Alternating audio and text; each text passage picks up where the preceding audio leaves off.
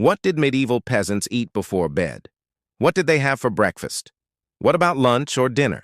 What did they eat in between meals? Did they eat anything at all? When we think of food during the Middle Ages, images of feasts with roasted meats and loaves of bread come to mind. We think of pastries and pies and platters of fruit. But that's not what most people ate. There was plenty of gruel, porridge, and soup. So what exactly did peasants eat before bed? It's me. Welcome to my channel. Join me today as we look at what the peasants ate before going to bed.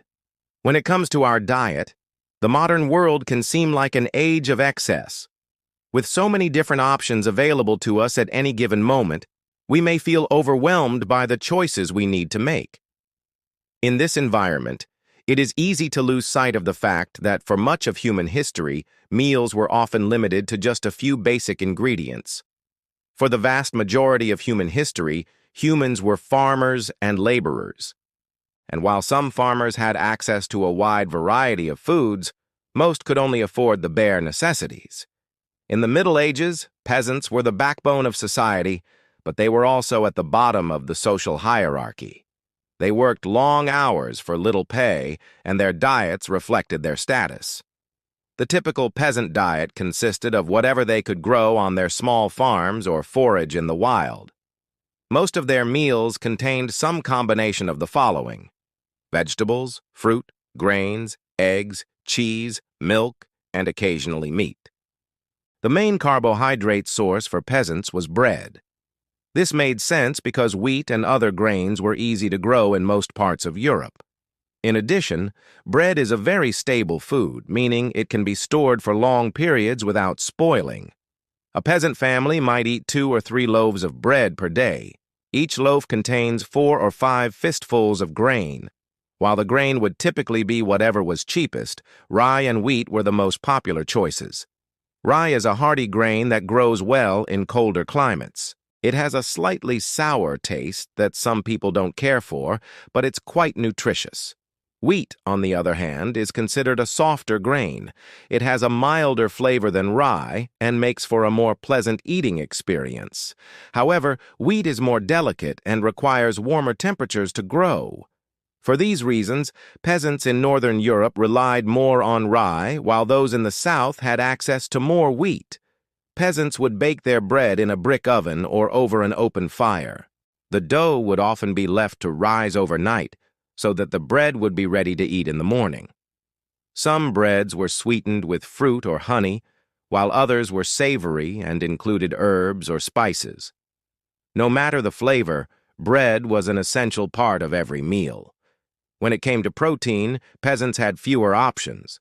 Meat was expensive and in short supply, so it was usually reserved for special occasions. When meat was available, it was typically pork or poultry. Pork was the most common type of meat eaten by peasants because pigs are relatively easy to raise. They can forage for themselves, and their meat can be preserved for long periods. Poultry, including chickens, geese, and ducks, was also popular because it was relatively easy to raise. In addition, poultry provided both meat and eggs, which were an important source of protein for peasants. In the absence of meat, peasants turned to dairy products such as milk, cheese, and eggs. Milk was a staple of the peasant diet and was often boiled or soured to make it last longer. Cheese was also a common snack and could be made from almost any type of milk. Finally, eggs were an excellent source of protein and could be prepared in a variety of ways. In addition to these staples, peasants also ate a variety of fruits and vegetables. Root vegetables such as carrots, potatoes, and onions were popular because they could be stored for long periods. Cabbage and other leafy greens were also common because they could be grown in almost any climate. Finally, fruit was eaten when in season and could be consumed fresh, dried, or fermented. As far as fats and oils go, peasants used whatever they had available. In some cases, this meant using animal fat or oil from pressed nuts. Since spices were expensive, peasants typically only used them in small amounts.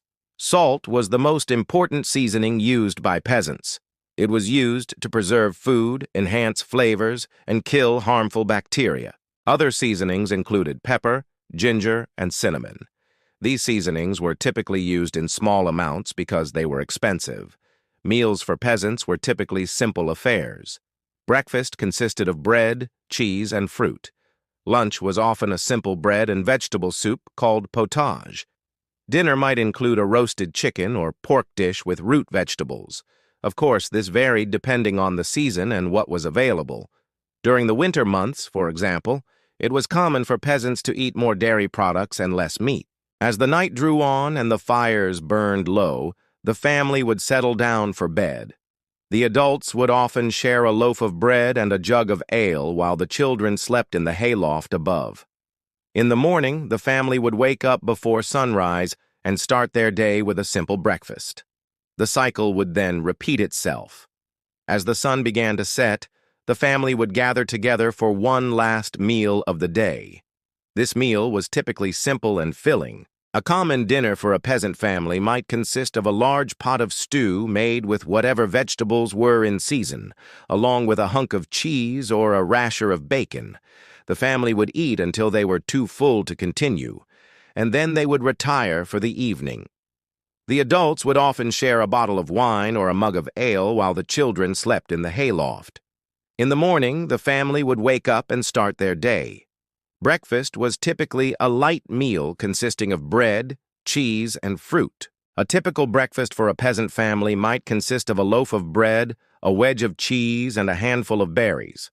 The children would eat quickly so they could help their parents with the morning chores, while the adults would take their time and enjoy the peace of the morning.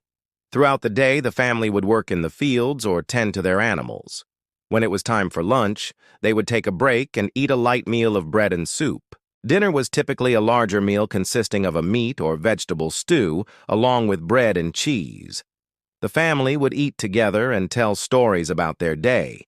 After dinner, the family would help each other with their evening chores, such as milking cows or collecting firewood. As the night drew on, the family would gather together for one last meal of the day. This meal was typically simple and filling.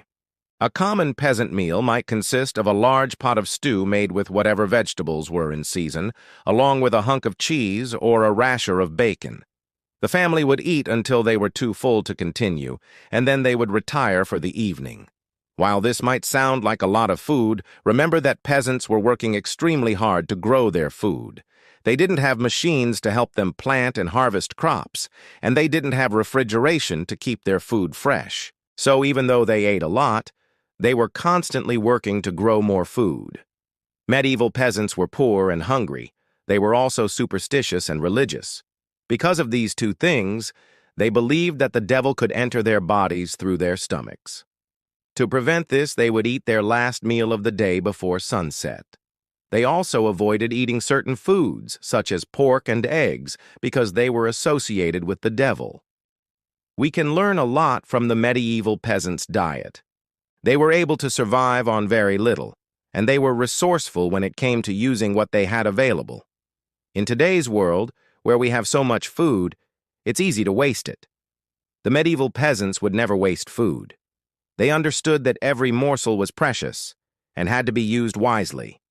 If you enjoyed this video, please give it a thumbs up. You can also subscribe to my channel for more videos on medieval history. Thanks for watching.